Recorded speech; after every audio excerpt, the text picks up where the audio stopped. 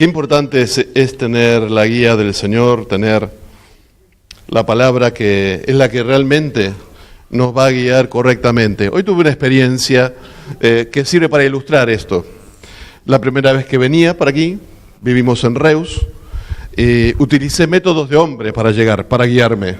El GPS, y con el tiempo, con la temperatura, con todo nublado, el tiempo tan feo que está, se perdía la señal de GPS.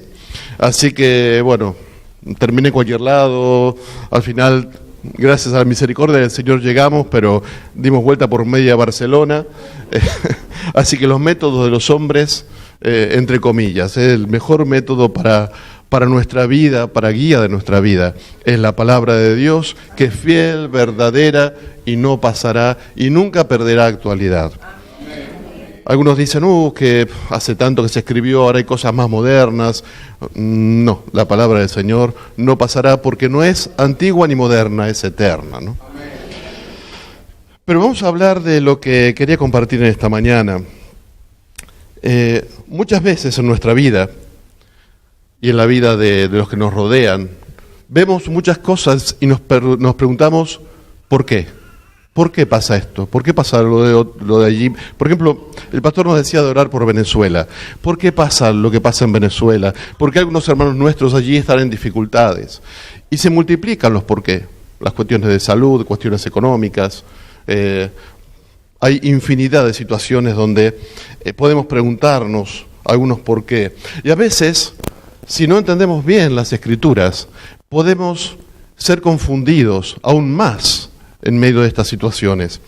Yo te invito a que esta mañana analicemos un par de textos de las Escrituras. Primero te invito a ir a Romanos capítulo 8, un texto muy conocido, muy citado. Vamos a leer de allí primero un versículo y luego lo dejaremos como madurar, ¿sí? Romanos 8, 28, un texto que la mayoría tal vez incluso lo podría citar de memoria seguramente, porque nos es de consuelo, aunque no siempre lo entendemos correctamente. Dice así la palabra de Dios: y sabemos que a los que aman a Dios, todas las cosas les ayudan a bien, esto es, a los que conforme a su propósito son llamados. ¿Qué significa este texto? Bueno, por ahora solo te voy a dejar una palabrita, para que la tengamos presente durante estas próximas 3 horas que estaré hablando. Bueno, no será tanto. Durante este rato que estaremos compartiendo la palabra. Es la palabra propósito. Hay un propósito soberano en Dios y tiene mucho que ver con el significado de esta escritura. Ahora te invito a ir a otro lado. Te invito a ir a Jeremías capítulo 29. Otro texto también que se usa de una forma similar. Jeremías capítulo 29, vamos a leer otro texto que se suele citar en paralelo a este de Romanos 8, 28. Jeremías capítulo 29.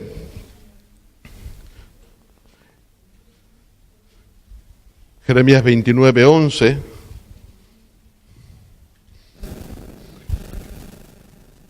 Dice así: porque yo sé los pensamientos que tengo acerca de vosotros, dice Jehová, pensamientos de paz y no de mal, para daros el fin que esperáis. Una promesa hermosa. ¿Cuántas veces lo hemos visto, lo hemos repetido, nos hemos aferrado a esta palabra, a esta escritura? Pero hay un concepto que tenemos que tener muy presentes a la hora de interpretar los textos de las escrituras, y es lo que se llama el contexto. Para entender qué es lo que realmente escribió en este caso el Espíritu Santo a través del profeta Jeremías, necesitamos conocer el contexto. Cuando entendamos entonces qué significó este texto tal como está escrito, podremos sacarle toda la vida que el Espíritu Santo tiene para nosotros. Porque la palabra dice de sí misma que es viva y eficaz y más cortante que toda espada de 2 filos. ¿Por qué? Porque no son versículos sueltos al azar. Es todo un compendio que el Espíritu Santo nos dejó escrito, pero además nos vivifica y aplica a nuestra vida.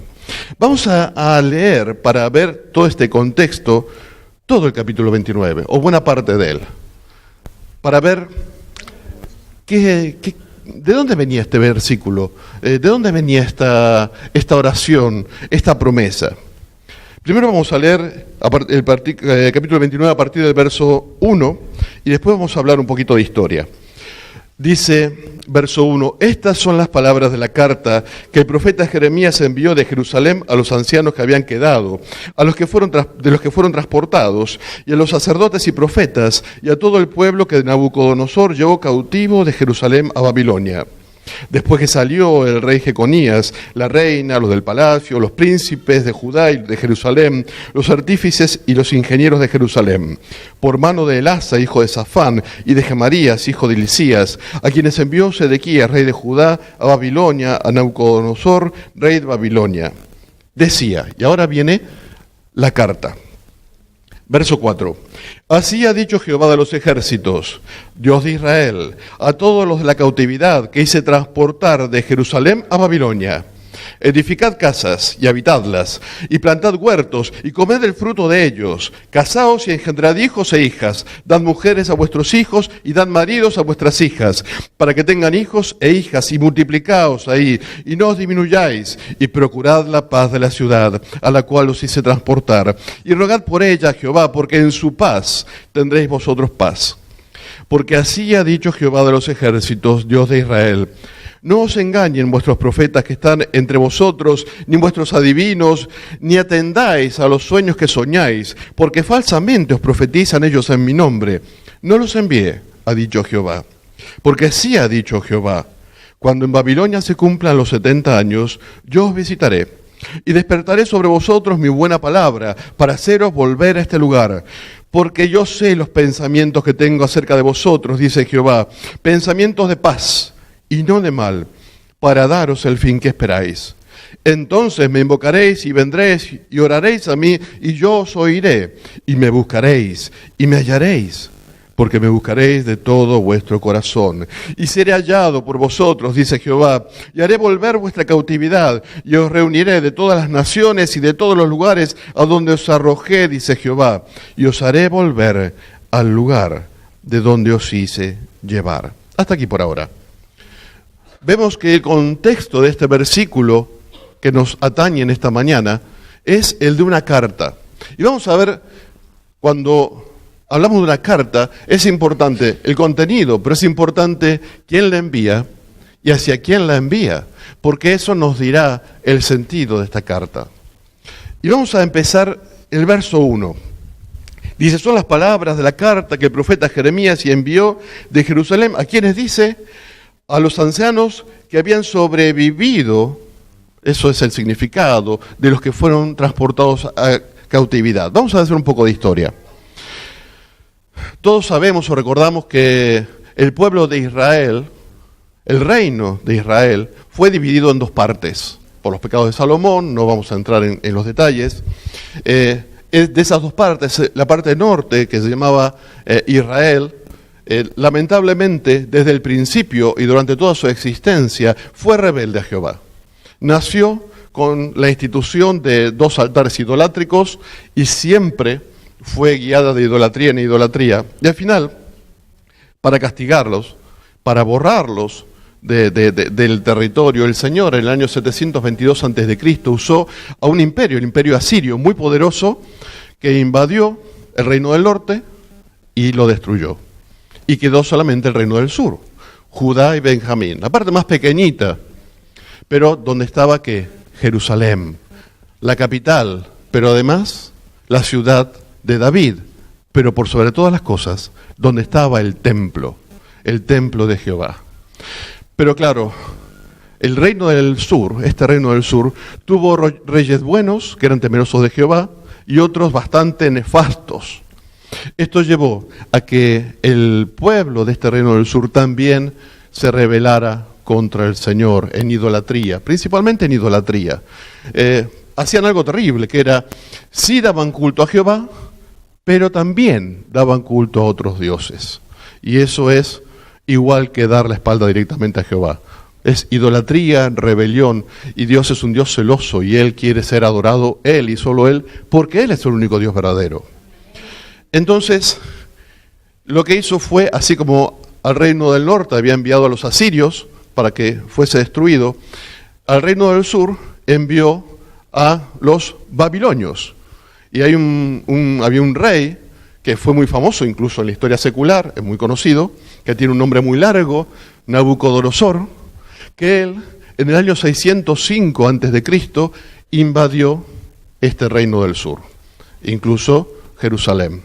Y dejó, se llevó al rey que había, se llevó a muchos de los dignatarios del reino, entre ellos, ¿os acordáis del profeta Daniel? Fue uno de los que fue trasladado a Babilonia en la cautividad en el año 605. Pero el rey que dejó Nabucodonosor no hizo bien las cosas, y después vino otro, su hijo, Jeconías, que también en otros lugares de las Escrituras se lo llama Joaquín, que fue bastante nefasto también. Su reino duró meses y Nabucodonosor volvió a mandar sus tropas y otra vez se llevó, en este caso cautivo, al rey, a su familia y otra vez a muchos dignatarios, y dejó otro rey, también marioneta de Babilonia, Sedequías. Finalmente este Sedequías, 11 años después, también se rebeló contra Babilonia, volvió a Nabucodonosor y destruyó Jerusalén y destruyó el templo. Lo que está pasando en este momento que estamos leyendo, en este capítulo 29 de Jeremías, tiene que ver con esa segunda incursión de los babilonios en el 597 antes de Cristo. Esto para situarnos, porque ya había entonces mucho pueblo en la cautividad. Algunos habían sobrevivido y otros no. Y otros estaban siendo llevados en ese mismo tiempo. Y lo curioso, y es para empezar ya a fijar situaciones, es que esta carta que contiene este versículo tan hermoso, tan de ánimo, tan de exhortación a la alegría, a la esperanza, no fue mandado a los que se quedaban en Jerusalén. Fue mandada esa carta a los que estaban en cautividad. Y uno, lo primero que se puede preguntar es, pero que estoy cautivo, que estoy desterrado, estoy lejos de mi tierra, de mi parentela, estoy lejos de mis posesiones, estoy prisionero en tierra ajena, ni siquiera la lengua que hablan es mi lengua. De hecho, el pueblo de Israel perdió su lengua cuando volvieron posteriormente, para 536 antes de Cristo, Dios despertó al emperador persa en ese momento, Ciro, el interés en su corazón de restaurar al pueblo, a la tierra. Y el pueblo que volvió a la tierra ya se había olvidado el hebreo, ya hablaba arameo, habían perdido hasta su lengua, pero no habían perdido su identidad como pueblo escogido. Pero a ellos, a los cautivos, les manda esta carta de esperanza. Y vamos a ver un poquito más sobre esta carta. En el verso 2 describe esta salida, dice, después que salió el rey Jeconías o Joaquín, la reina del palacio, los artífices, ingenieros, describe ese segundo destierro, esa segunda cautividad, ese segundo grupo que fue llevado a Babilonia.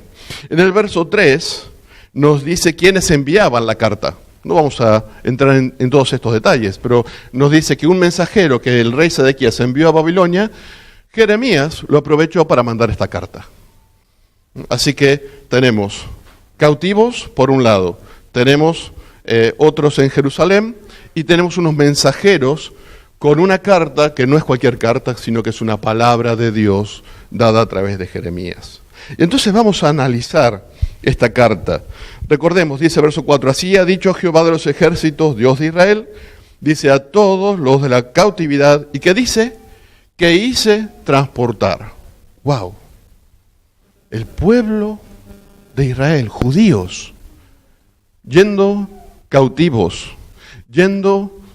siendo desterrados, fuera de la tierra prometida, siendo casi esclavos. ¿Y fue una obra de Dios?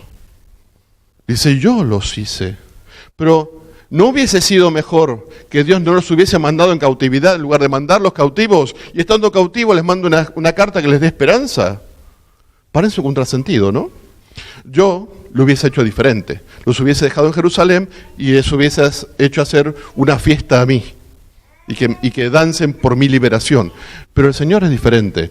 Él tiene planes que no siempre alcanzamos a entender.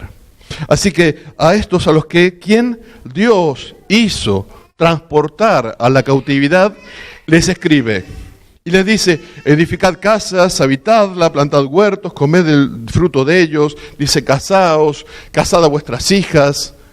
¿Qué les está diciendo a estos cautivos? Les dice: estableceos, porque la cautividad no va a ser corta.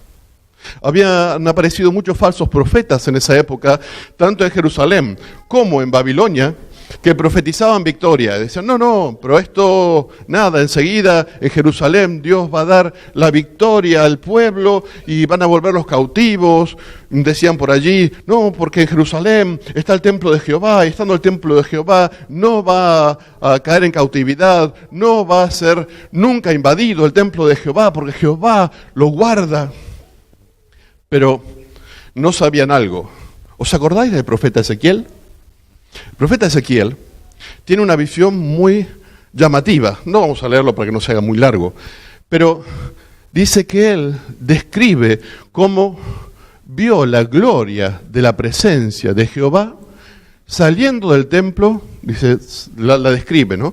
Que sale del templo, primero se posó en una parte alta del templo y finalmente salió del templo. Ese edificio tan hermoso que había construido Salomón ya no era el templo de Jehová. Ya era un edificio vacío, porque si Dios no está, no hay templo. El templo es si está Jehová. Si Dios no está, no es templo. Y esa cáscara vacía, muy hermosa, seguía siendo hermosa, fue destruida. ¿Por qué fue destruida? Porque ya no era templo de Jehová.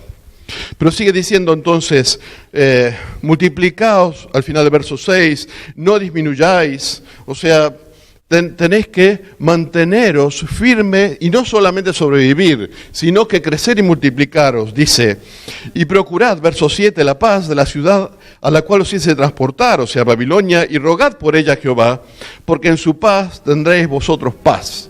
No les dice: rogad para que yo destruya Babilonia y seáis libres. No, les dice: orad para que haya paz, y en la paz de Babilonia tendréis vosotros paz. ¡Wow! Parece un poco raro todo esto, ¿no? Hasta cuesta explicarlo, porque cuesta entenderlo. No va muy bien con nuestra lógica. Nosotros seguramente hubiésemos hecho un plan diferente. Sigue diciendo verso 8, y aquí hay una aclaración, por si alguno estaba escuchando palabras que no debía escuchar. Dice versos 8 y 9, porque así ha dicho Jehová de los ejércitos, Dios de Israel: no os engañen vuestros profetas que están entre vosotros, ni vuestros adivinos, ni atendáis a los sueños que soñáis, porque falsamente os profetizan ellos en mi nombre. No los envié, ha dicho Jehová.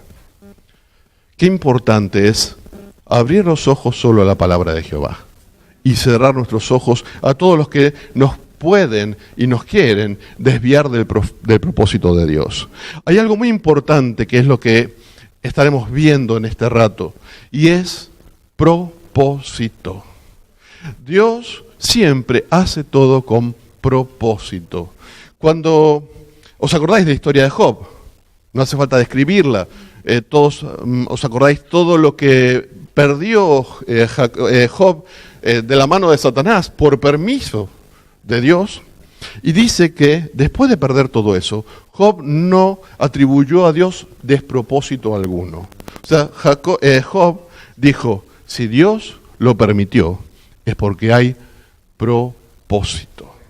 Y en todo esto, que cuesta tanto entender y explicar, de esta historia de Judá y Jerusalén y la cautividad, había propósito.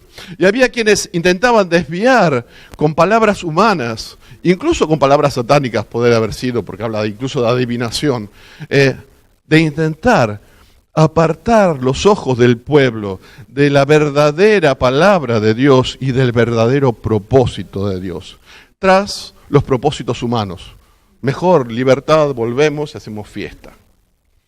Así que viene ahora una aclaración del Señor. Verso 10.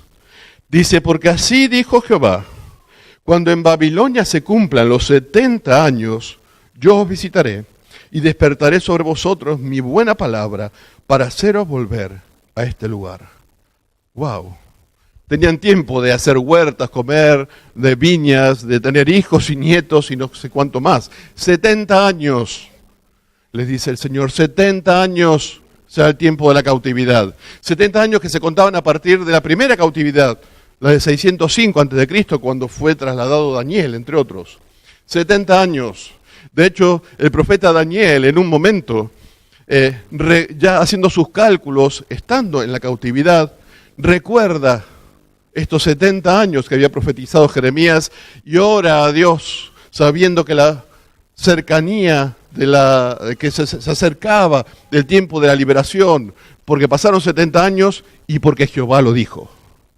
Y Daniel entonces empieza a orar, a interceder por esa liberación que se produjo. Pero 70 años, ¿por qué tenían que pasar tantos años estos en cautividad? ¿Por qué no quedarse en la tierra de Israel, en la tierra de Jerusalén? Dios tenía un propósito. Y para el propósito de perpetuar al pueblo judío, pero a su vez castigar los pecados, tomó una decisión. Al que le parezca bien, bien, y al que le parezca mal, arréglese con el Señor.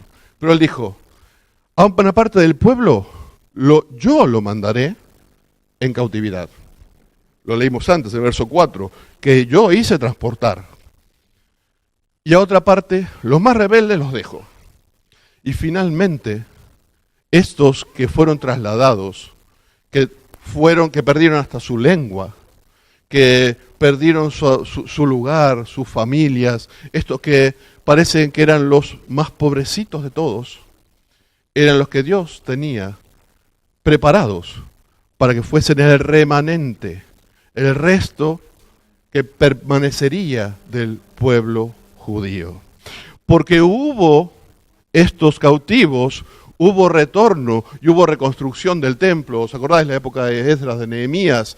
Dios trajo de vuelta, después de 70 años, a estos judíos, o parte de estos judíos y a sus hijos y nietos, de los que habían sido trasladados, para que continuaran, para que reedificaran, no solo la ciudad, sino primeramente el culto a Jehová y el templo. Porque si leemos Esdras, Nehemías, veremos que lo primero que edificaron al volver fue el altar, para glorificar a Dios, porque el templo había quedado totalmente destruido. Lo segundo, con casi 20 años de trabajo, fue el templo. Lo tercero fue el muro de la ciudad, que también había sido destruido. Y finalmente, reedificaron sus casas. Pero Dios tenía ese plan. ¿Y sabes qué? Para mantener al pueblo judío, para que no se destruyera del todo por sus propios pecados, Dios decidió que algunos pagaran un precio de cautividad. Muchos de los que se fueron cautivos no volvieron. Muchos murieron en la cautividad. Y uno diría, pero ¿y por qué, no? ¿Por qué ellos pagaron un precio y no vieron la recompensa? Bueno, vuelvo a decir lo mismo. Podemos preguntarle al Señor y a ver qué nos responde, ¿no?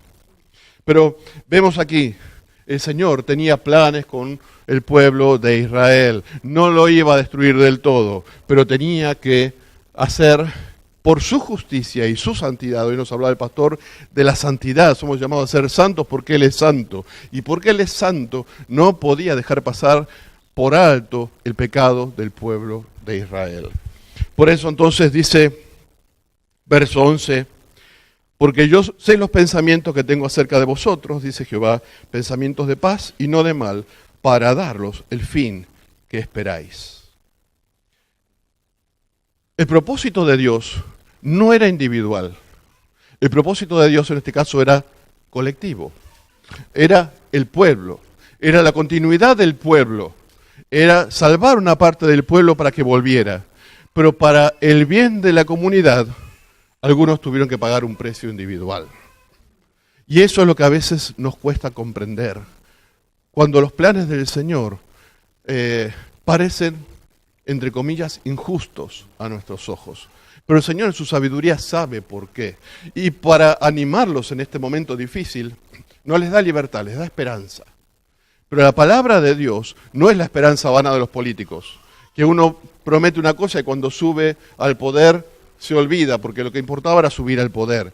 Las palabras de Dios son sí y amén. Estas palabras de los 70 años se cumplió totalmente. Y tanta era la seguridad de hombres como Daniel, que decía antes, cuando calculó, pasaron los 70 años, empezó a orar, Señor, este es el tiempo, trae a tu pueblo.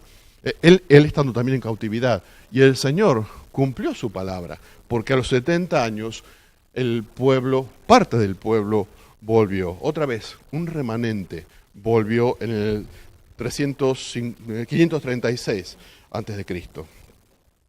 Y entonces dice, ahora sí, entonces, ahora no lo habéis hecho, dice, pero entonces, verso 12, entonces me invocaréis y vendréis y oraréis a mí y yo os oiré. Cuando clamaron, los pocos que clamaron en ese tiempo, en medio del pecado, el Señor no los oyó porque había una condena del propio Señor sobre el pecado del pueblo.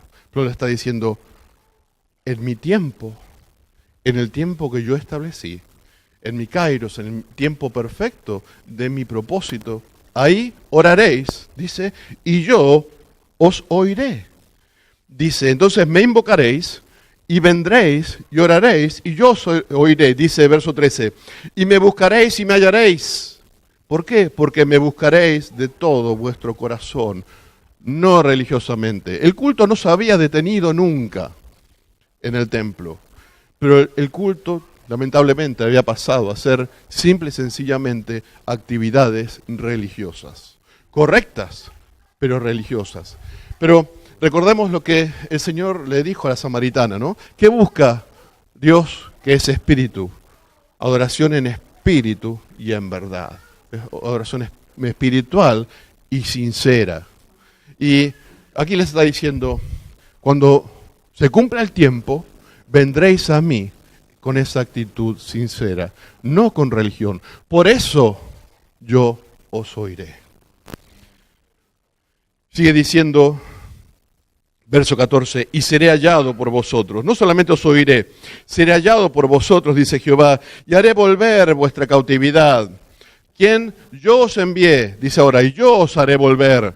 Él es el Señor, no se le escapó su poder, no fue que Nabucodonosor le arrebató los cautivos de la mano, no fue que el Señor no pudo vencer a Nabucodonosor. El Señor le dijo a Nabucodonosor, tú me los llevas, y en el tiempo, ya a los 70 años le dijo a Ciro, ya incluso era otro imperio, otro rey y otro imperio. Le dijo, ahora quiero que me los devuelvas. Yo los mando, yo los haré volver, dice, de vuestra cautividad. Sigue el verso 14, y os reuniré de todas las naciones y de todos los lugares a donde os arrojé. ¿Quién los arrojó? Yo los arrojé, dice Jehová. Y os haré volver al lugar de donde os hice llevar. Yo os haré volver del lugar donde os hice llevar. Por si a alguien le quedaba alguna duda, la cautividad fue un plan de Dios. Así como el retorno fue parte del plan de Dios. Así como la cruz de nuestro Señor fue plan de Dios. Isaías 53 dice que Dios decidió quebrantarlo al Mesías. Estaba en el plan. No lo mataron los judíos ni los romanos. Ellos se encargaron de hacer el paripé, de llevarlo a la cruz. Pero en realidad, el plan último y perfecto y el propósito perfecto era de Dios. Por eso dicen Hebreos que el Señor, con los ojos puestos en lo que vendría, pasó por todo lo que pasó. El Señor nos miraba a nosotros y pasó por todo lo que pasó, porque había un propósito que era salvarte a ti y a mí, que lo necesitaríamos. Pero claro, si seguimos un poco hacia abajo, habla de los que se quedaran. Porque uno diría, bueno, sí, Jeremías, muy bonito que me escribas, que bendición, pero yo me quería quedar. ¿Por qué no me bendice el Señor en Jerusalén? Y entonces no vamos a explicarlo, pero vamos a leerlo y quedará claro. Dice a partir del verso 15, mas habéis dicho, Jehová nos ha levantado profetas en Babilonia, pero así ha dicho Jehová acerca del rey que está sentado sobre el trono de David, esto era Sedequías, y de todo el pueblo que mora en esta ciudad, en Jerusalén, de vuestros hermanos que no salieron con vosotros en cautiverio. O sea, aquí viene, a ellos les había dado palabras de esperanza. Vamos a ver las palabras para los que se quedaban. Dicen, así ha dicho Jehová, verso 17, de los ejércitos, he aquí envío yo contra ellos espada, hambre y pestilencia, y los pondré como los higos malos, que de tan malos no se pueden comer, los perseguiré con espada, con hambre y con pestilencia, y los daré por escarnio a todos los reinos de la tierra, por maldición y por espanto, por burla y por afrenta, para todas las naciones entre las cuales los he arrojado, por cuanto no oyeron mis palabras, dice Jehová, que les envié por mis siervos los profetas, desde temprano y sin cesar, y no habéis escuchado, dice Jehová. ¡Wow! Ahora sí prefiero estar en Babilonia, ¿no? Ahora sí. Si me dicen esto, no quiero volver. Espero los 70 años. Porque, claro, el Señor no siempre revela el propósito completo. A veces el Señor nos explica y otras veces no nos explica nada. A Job no le explicó nada. Yo no veo en el libro de Job en ningún momento que Dios explicara a Job. No, mira, Job, lo que pasa es que hice una apuesta con Satanás para demostrar que yo soy el rey soberano de todas las cosas. Y entonces, bueno, yo dije, ¿a quién pillamos? Bueno, Satanás te señaló a ti, hicimos la apuesta. No. Vemos que pasó por todo lo que pasó. De hecho, el Señor lo confrontó hacia el final del libro sobre la propia soberanía de Dios para hacer lo que Él quisiera.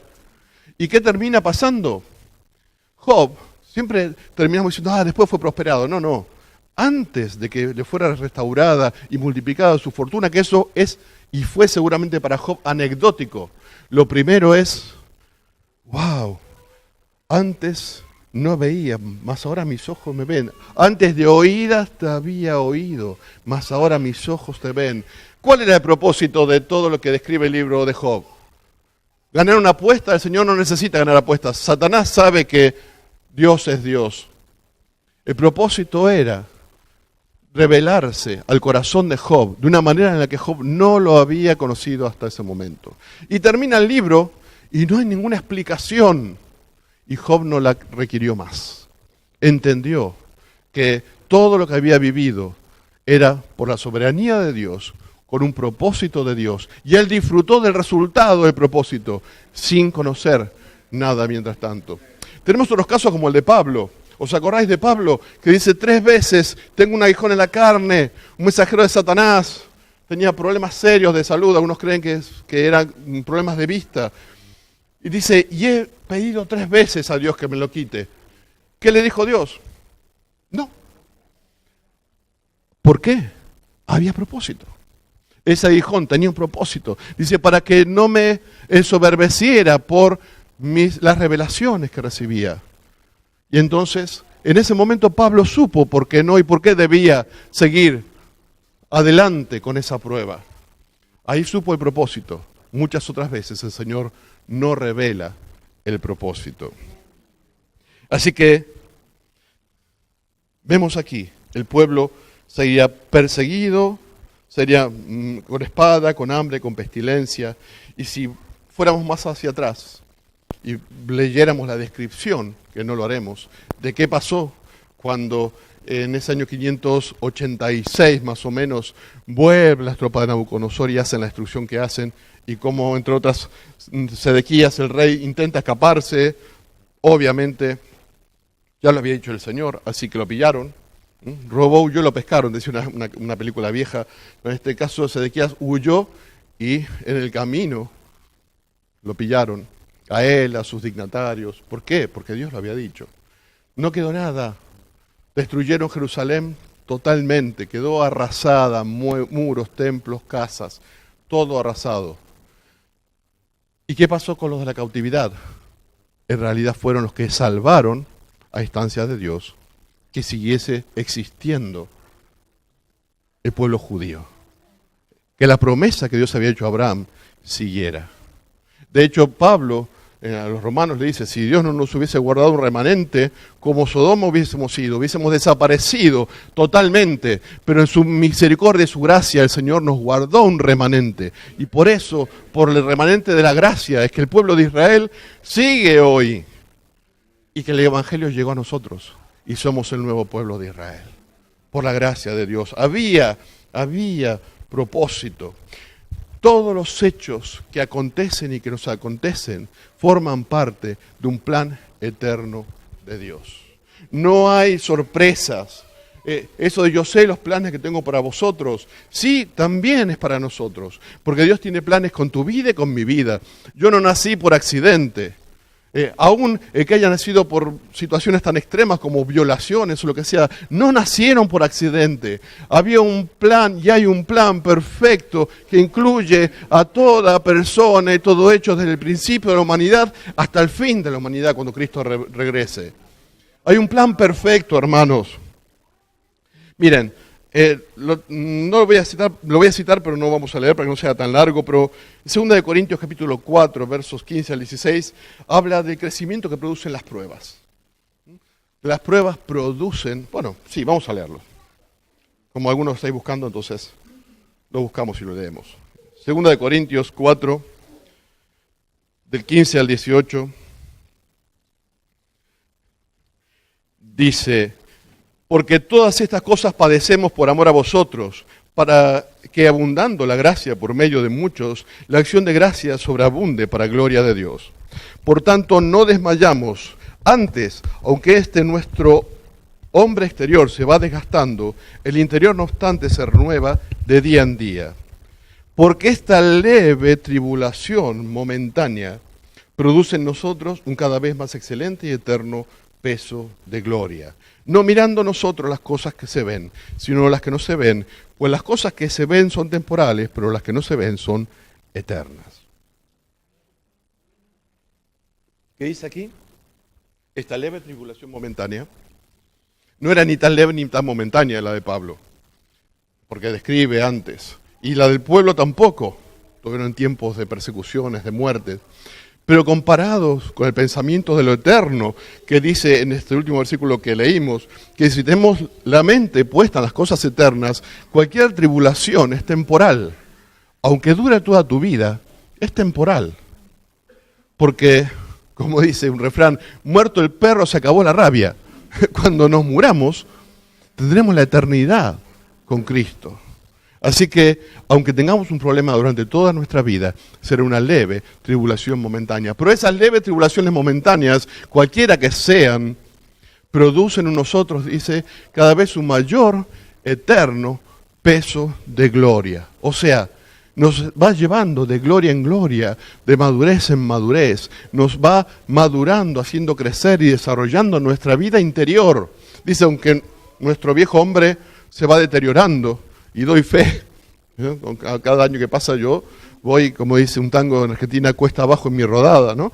Tomando velocidad hacia abajo, pero por la gracia de Dios, nuestro ser interior se va reedificando, se va renovando, se va edificando. En Isaías 55:9, no hace falta que lo buscáis, dice, lo tengo aquí, como son más altos los cielos que la tierra, así son mis caminos más altos que vuestros caminos y mis pensamientos más que vuestros pensamientos. Te quiero comentar un secreto de la sabiduría.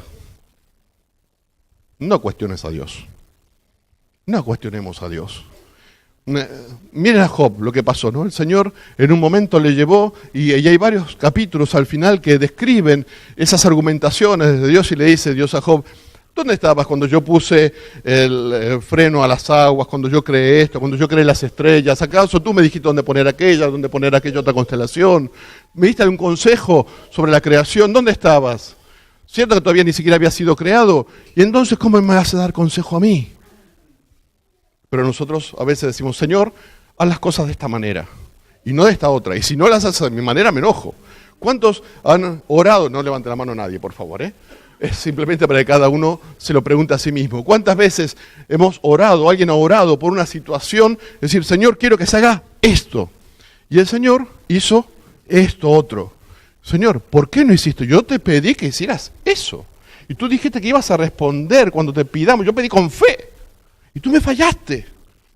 Y yo tenía fe. Bueno, hermanos, Dios es soberano. Y nuestra fe tiene que ser, no solamente a la hora de pedir, creer que Dios nos va a dar, sino también, fe significa aceptar su soberanía y su decisión. Dice en las Escrituras que Dios recibió la ofrenda de Abel y no la de Caín. ¿Os acordáis? De Caín y Abel, ¿no?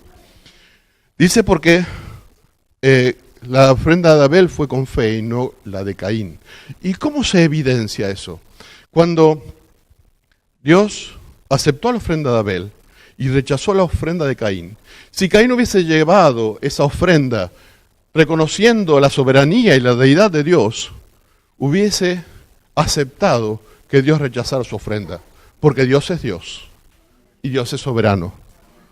Pero Caín no se contentó, Caín se enojó con Dios. Significa que la ofrenda fue falsa, porque no le llevó la ofrenda reconociendo la grandeza de Dios. Fue una forma de cumplir. Por eso se enojó. Por eso la evidencia de la reacción después de ese rechazo nos demuestra cuál era el corazón de Caín y cuál fue el gran problema de su ofrenda. Llevó una ofrenda a Dios sin reconocer que Dios era Dios, sin reconocer que Dios era soberano. Nos dicen también en el Salmo 103, verso 7, no hace falta que lo busquen, dice, sus caminos notificó a Moisés y a los hijos de Israel sus obras. 40 años en el desierto. Y el pueblo de Israel veía las obras, los milagros y seguía una y otra vez en rebeldía contra Dios. Un pueblo rebelde y contradictor le llama el Señor. ¿Por qué? Porque no vieron los caminos del Señor. No vieron los propósitos detrás de las obras. Ellos veían las obras nada más. Y cuando dejaban de ver, tengo hambre, ahora no hay agua, no se hace morir de sed, para eso nos sacaste. ¡Oh! Estoy cansado, primero tengo hambre, manda el maná, que es símbolo de Cristo. Esto que es tan suave, estamos hartos de comer esto, queremos carne. Viene la carne, claro. Dice que se pasaron, no sé si 2 días juntando ahí las codornices, ¿no? Y después, cuando empezaron a comer las codornices, vino el castigo de Dios. Porque en ningún momento reconocieron el camino de Dios, el propósito de Dios y la deidad del Señor. Hermanos, Cristo no murió para que tengamos éxito en el mundo y en las cosas del mundo. El Señor vino a llamarnos a un reino. No somos de este mundo. Estamos en este mundo, pero no somos de este mundo. Y lo que quiere hacer en nosotros es una obra eterna, no temporal. Y lo temporal, el Señor lo usa como la universidad para nuestra alma.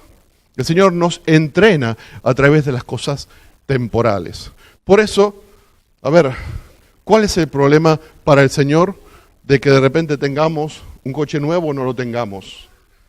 O que de repente estemos con lo justo y a veces hasta con un poco menos de lo justo.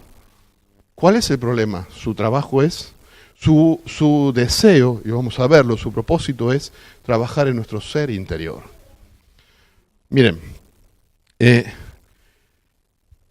Dios nos dice la Escritura, y nos vamos a ver los textos, los hay muchos, pero nos dice la Escritura que Dios hizo un decreto eterno antes de crear nada. Cuando Dios solamente existía en la eternidad, las 3 personas en perfecta comunión y sin absolutamente nada más, Dios hizo un decreto. Y decretó todo lo que iba a pasar, lo que Él iba a crear, los seres que iba a crear, lo que iba a pasar con los seres que iba a crear, cómo los iba a rescatar. Él lo decidió todo desde el principio, pero no solamente los planes generales, decidió todo. De hecho, estableció un plan tan perfecto que Él no improvisa. Nosotros hoy oramos, pero bueno, si el plan fue hecho ante la fundación del mundo, ¿para qué oro hoy? Si ya está todo predeterminado. ¿Qué pasa si alguien no hace lo que Dios esperaba que hiciera?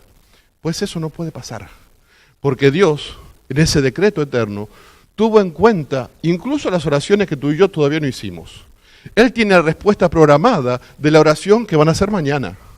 ¿Que vas a orar mañana lunes? El Señor ya tiene la respuesta, porque conoce lo que vas a orar y tiene la respuesta. Está dentro de ese plan eterno. A veces yo creo en la elección para salvación. Y uno dice, pero entonces ni tenemos que predicar, ni tenemos que orar por los que no son salvos. No. El Señor, por los que aún no oramos, para cuando oremos, Él ya va a tener la respuesta dada antes de que nos haya creado a nosotros. Parece una tontería o parece una locura, pero que el Señor conoce qué pecados cada uno iba a cometer, quiénes iban a rebelarse, quiénes no, y Él hizo un plan y un decreto eterno donde tuvo todo eso en cuenta. Él no es responsable del mal de nadie, pero Él ha usado todo para su gloria. Por eso, ¿qué empezamos diciendo? ¿Qué texto empezamos leyendo en Romanos? Ahí te invito a ir otra vez a Romanos, capítulo 8.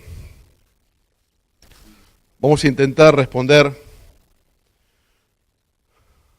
Dice el verso 28 de Romanos 8. Dice, y sabemos que a los que aman a Dios, todas las cosas les ayudan a bien, esto es, a los que conforme a su propósito son llamados. Aquí nos habla del propósito y de que todo obra bien, ¿para qué? Para el cumplimiento de ese propósito. Mira, hermanos, hoy estaba por entrar a la ducha y me vino un pensamiento. El Señor no está jugando una partida de ajedrez con Satanás. No es que de repente Satanás movió un alfil que no esperaba que moviera, el Señor no esperaba que moviera, y de repente le dice Satanás a Dios, jaque. Y entonces el Señor está intentando, ¿cómo salgo ahora? No me esperaba ese movimiento de Satanás, ahora tengo... No, es al revés. Satanás es un peón del Rey de Reyes, que es el Señor.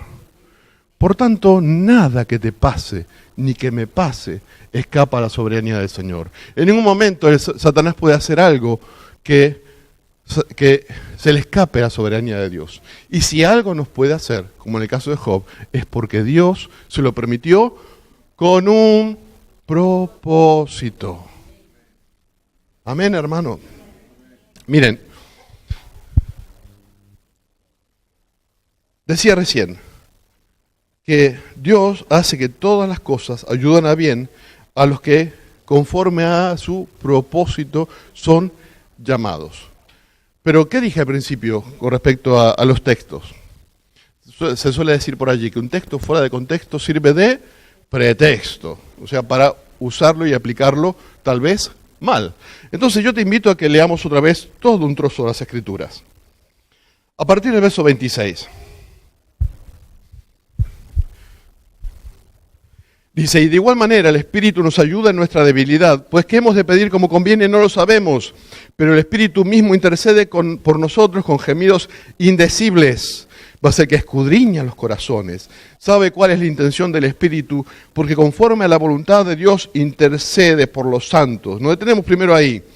Dice que el Espíritu nos ayuda en nuestra debilidad. O sea, no sabemos qué hemos de pedir. De hecho, muchas veces pedimos mal. Y dice la palabra, pedís y no recibís porque pedís mal, para gastar en vuestros deleites.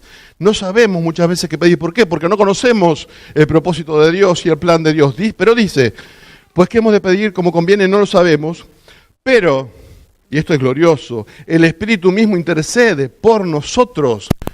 Tenemos un abogado que es Cristo, nos dicen las Escrituras, y tenemos un abogado intercesor en el Espíritu Santo. Dice que el Espíritu Santo intercede por nosotros, y lo dice, miren, dice, con gemidos indescriptibles, significa esa palabra indecibles, que no se pueden describir. El Espíritu Santo, en este mismo momento, nosotros estamos aquí, compartiendo la palabra, otros escuchando, algunos estará durmiendo, algunos estará pensando en la comida, que dejé el agua y ya hirvió tanto que ya estará seca la olla. Pero en este momento el Espíritu Santo no se descuida. Él está intercediendo por su pueblo y por cada uno de nosotros con gemidos indecibles. ¿Eso te da miedo o te da confianza? Y sigue diciendo, más el que escudriña los corazones, esto es el Padre, dice, ¿sabe cuál es la intención del Espíritu?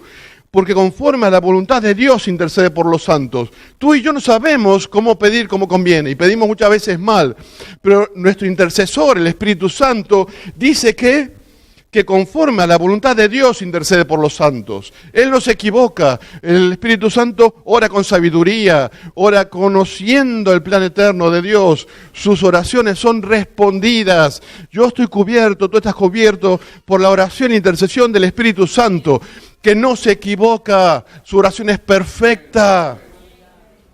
Necesitamos más. Y entonces ahí dice, y sabemos que los que aman a Dios todas las cosas les ayudan a bien. En realidad en el original no dice todas las cosas, en el original griego dice todo. Y todo es todo, porque a veces cosas uno tiende a pensar en objetos, dice todo. Todo ayuda bien, todo va hacia el cumplimiento de ese propósito.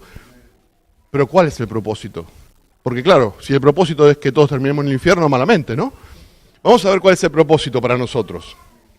Dice, conforme a su propósito son llamados. Dice, verso 29, porque a los que antes conoció, también los predestinó para que fuesen hechos conforme a la imagen de su Hijo, para que Él sea primogénito entre muchos hermanos.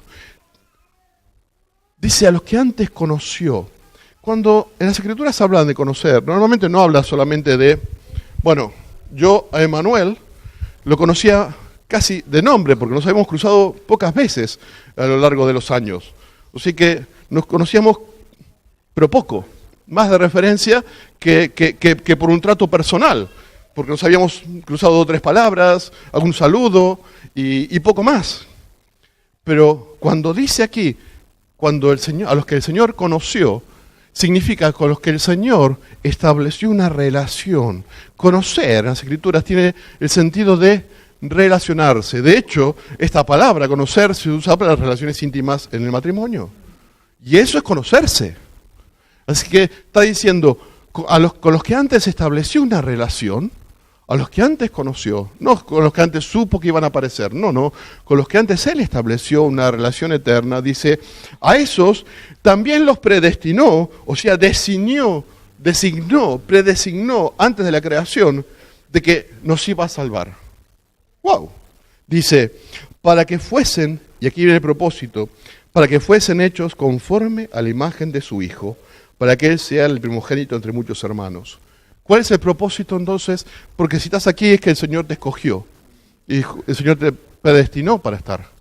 ¿Y para qué?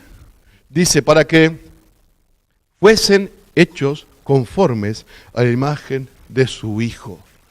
Ese es el propósito del plan de Dios en tu vida y en mi vida. Es que Cristo sea formado por la fe en nuestros corazones, que nuestras actitudes, nuestros pensamientos, nuestro andar sea como el de Cristo. Es más, en Efesios capítulo 4 habla de los dones que Dios repartió y dice que son para la edificación del cuerpo de Cristo, para que todos lleguemos a la estatura de la plenitud de Cristo. Propósito. Ese es el propósito. Y todas las cosas que nos suceden ayudan a bien para el cumplimiento de ese propósito. Aún las que no entendemos. Porque eso es la fidelidad y la soberanía de Dios. No hace falta entender a Dios para que Él cumpla su propósito. En su misericordia, en su gracia, Él cumple su propósito en nosotros. Y dicen, para cerrar y asegurarnos esta fe y esta esperanza, dice verso 30. Ya los que predestinó, dice, a estos también los llamó. Y a los que llamó, a estos también justificó. Y a los que justificó, a estos también glorificó. O sea, dice, aquellos que escogió y predestinó, no los dejó libres a que, a ver si me conocen o no me conocen, dijo el Señor. Bueno, yo escojo a Nancy. Y a ver si, escogió a Nancy antes de la fundación del mundo. Pero ¿y si Nancy, cuando llega su momento de nacer y de vivir, le da las espaldas al Señor? ¿O no lo conoce? ¿O nadie se lo presenta, nadie le predica? ¿No conoce la palabra? ¿Qué pasa? Se le rompió el plan al Señor. Dicen, dicen, a los que predestinó, a estos también llamó. O sea, el Señor mismo, al que predestina en el momento perfecto de Dios, lo llama. Miren, hay un ejemplo muy impactante con Pablo.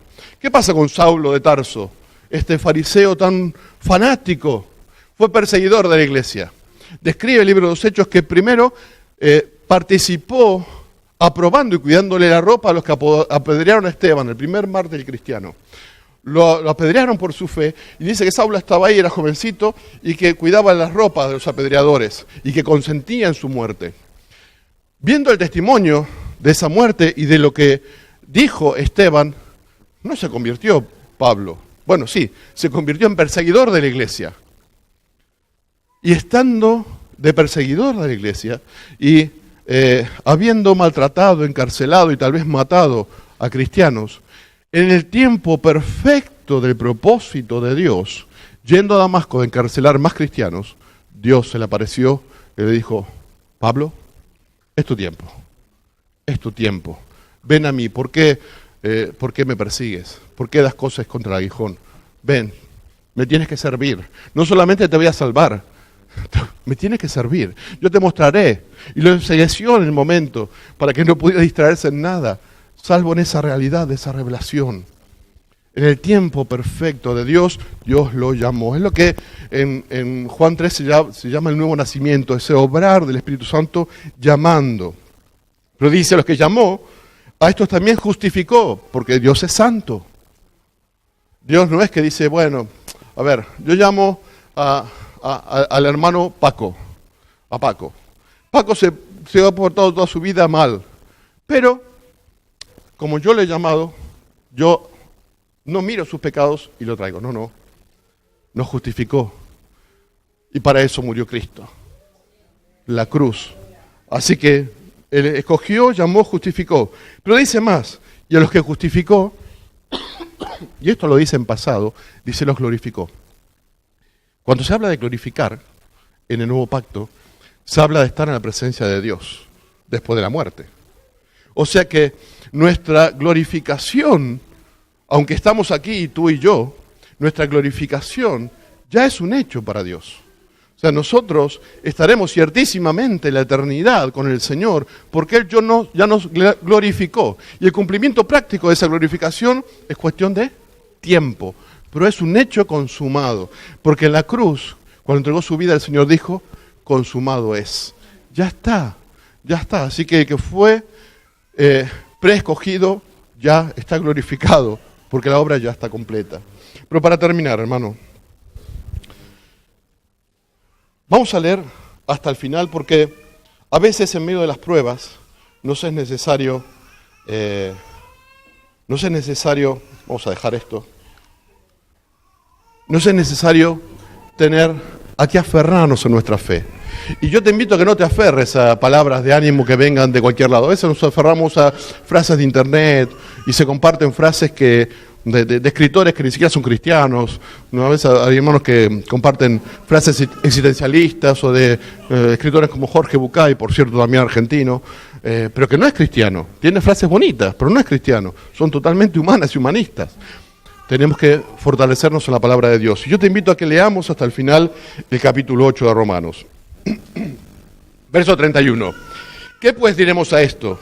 Si Dios es por nosotros, ¿quién contra nosotros? Si Dios tiene un propósito con nosotros, ¿quién podrá para ese propósito? Sigue diciendo, el que no escatimó ni a su propio Hijo, sino que lo entregó por todos nosotros, ¿cómo no nos dará también con Él todas las cosas? Si entregó a Cristo, ¿cómo no va a cumplir el resto del propósito en nosotros? Si hizo lo mayor, ¿cómo no va a hacer lo menor?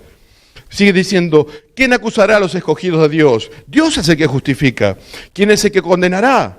Cristo es el que murió, más aún el que también resucitó, el que además está a la diestra de Dios, el que también intercede por nosotros. ¿Quién intercede?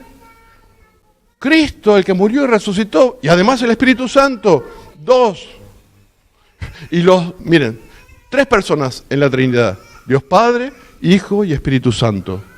Y el Padre y el Hijo, y el Hijo y el Espíritu Santo están intercediendo delante del Padre por nosotros. Si la Trinidad, si Dios está por nosotros, ¿quién está contra nosotros? No importa lo que estés pasando, decía el salmista, aunque ande en valle de sombra de muerte, no temeré mal alguno, porque tú estás conmigo.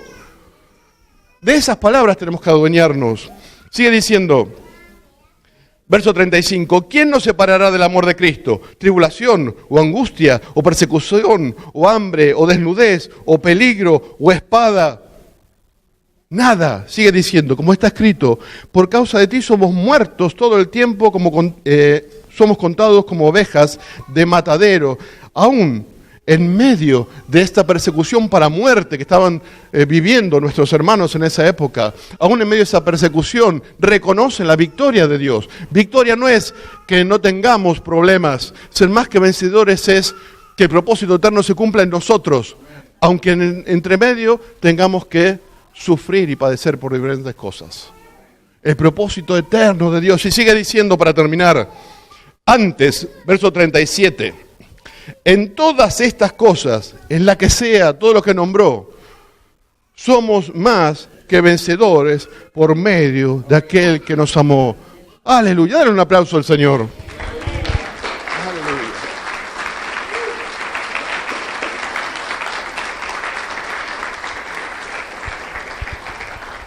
Verso 38, dice, por lo cual estoy seguro, no me parece, tal vez, estoy seguro de que ni la muerte, ni la vida, ni ángeles, ni principados, ni potestades, ni lo presente, ni lo porvenir, ni lo alto, ni lo profundo, ni ninguna otra cosa creada nos podrá separar del amor de Dios que es en Cristo Jesús, Señor nuestro.